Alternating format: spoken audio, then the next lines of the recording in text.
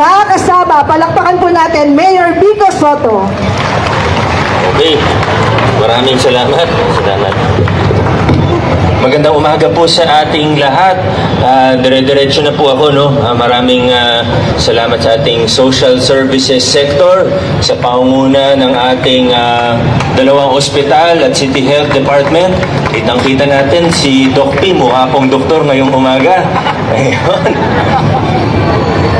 Nais ko pong magpasalamat sa ating City Council sa pangunguna ni Vice Mayor Dodot Jaworski dahil pasado na po ang... Sandali lang, di ko pa sinasabi kung bakit. Excited kayo eh. Dahil pasado na po ang ating Appropriations Ordinance o budget para sa taong 2024. Sa halagang 17.2 billion pesos, ang pinakamalaking budget sa ating kasaysayan dito sa Pasig. At itong budget na ito, hindi lang basta binalangkas natin sa executive at binigay sa kanila para ipasa. Hindi po. Ito po ay talagang sinuri din nila, pinag-aralan nila, nagbigay po sila ng kanilang input. Siyempre gusto ko magpasalamat sa lahat ng konsehal natin, ano? Pero special mention siyempre sa ating Appropriations Committee sa pangunguna ni Councilor Maro. Yung ibang members, sino pa yung mga members nun? Ayan, nandyan po sila, taas ng kamay. Pero siyempre, lahat po sila ay may iniambag, pati ang ating Vice Mayor. Ang kagandahan po sa ginagawa natin proseso, kasi nagkasama naman tayo sa budget hearing nung araw sa ating mga, lalo na sa mga department heads natin. Dati, talagang ipapasa, meron pa nga hearing nun, less than 5 minutes, tapos na, mas mahaba pa yung lupang hinirang kaysa dun sa hearing mismo. Totoo po yan. Kaya ngayon, tuwan-tuwa po ako dahil sa ginagawa ng ating City Council. Alam ko minsan, dahil para sa mga department heads, mga office unit heads, minsan siguro medyo inconvenient, nakakatakot pag tinatanong tayo, pero kasama yan sa proseso at sa pagsasagawa natin ng gantong klaseng makabuluhang proseso, nagiging mas maganda yung kinalalabasan. May konting inconvenience, mas mahaba ng konti, mas mahirap, pero yung dulo, mas maganda. At tayo po, output-based tayo.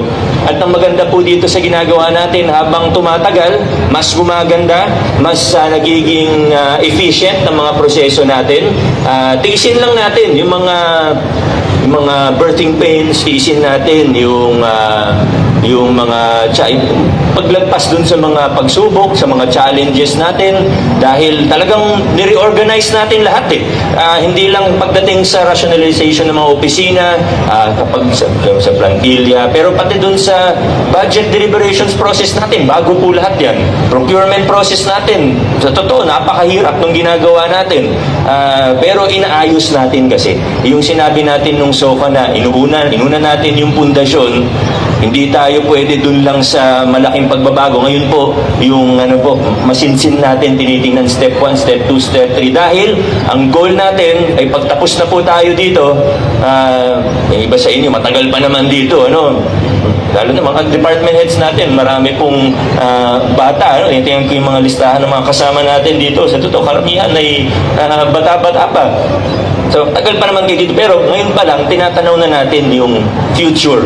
Hindi tayo pwedeng short-term thinking lang. Kaya pag nakikita ko po yung mga improvement ng ating mga opisina in the last 3-4 years, lalo na ngayong term na mas napapabilis yung mga pagbabago dahil talagang tumutulong at aktibo rin ang City Council natin. Nakakatuwa dahil marami man pagsubok, marami mang problema pa rin, di naman mawawala yan. Tandaan natin, 1 milyon ng Pasigenyo.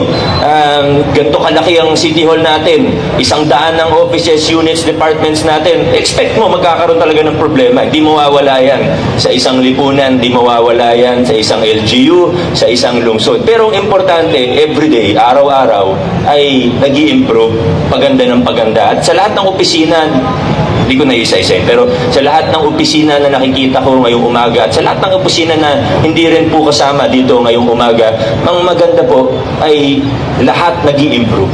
Kahit tumingin po kayo sa kaliwa, kanan, sa harap, sa likod, lahat ng opisina natin nag-i-improve. May opisina na mas mabilis nag-i-improve kaysa sa iba. May opisina na mas masigasig ng konti. Pero wala akong nakita na hindi nag-i-improve. Yan po ang maganda. Kita ko, PLP natin, ang daming improvement. Dr. Maningas, maraming salamat. Batiin ko na rin si Prof. Fred dahil kakagraduate niya lang sa Board of Regents natin. 9 years na nag-serve sa Board of Regents natin.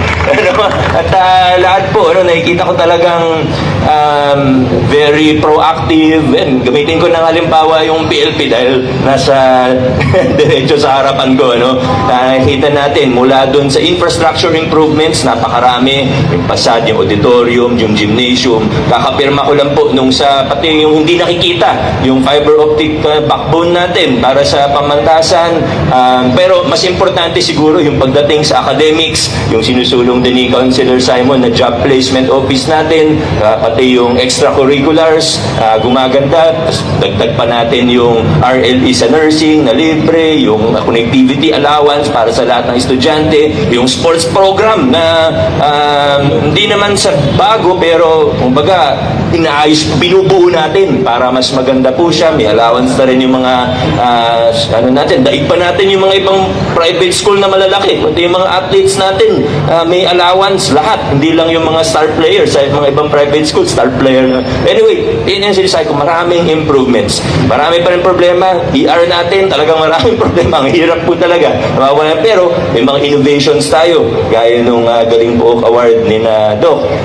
Sa CHD natin, tuloy-tuloy na umuusad yung universal healthcare natin.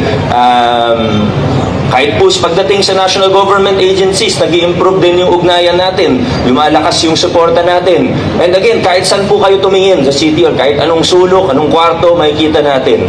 Dire-diretso yung improvement at nagkakamomentum pa tayo ngayon. Yun po yung maganda. Ang paalala ko lang po, lalo na sa mga hepe natin, ako wala akong reklamo sa mga hepe natin. Kasi kung may reklamo ako sa hepe natin, ay hindi na po sila hepe ngayon. Pero maganda po talaga ang kalidad ng serbisyo ng mga hepe natin. Ang sinasabi natin, hindi lang dapat yung day-to-day. But again, paulit-ulit akong sasabihin, long-term dapat yung tinitingnan natin. Ang siguro isang dapat lang talaga natin i-improve. Ito, lalo na sa health services natin. At mahirap po gawin, lalo na sa health services. Iba-iba yung shifting. Minsan, mabilis din yung turnover ng tao natin. Pero pagdating lalo na sa administrative side, yan, hindi naman nagbabago madalas yung mga tao natin sa admin side.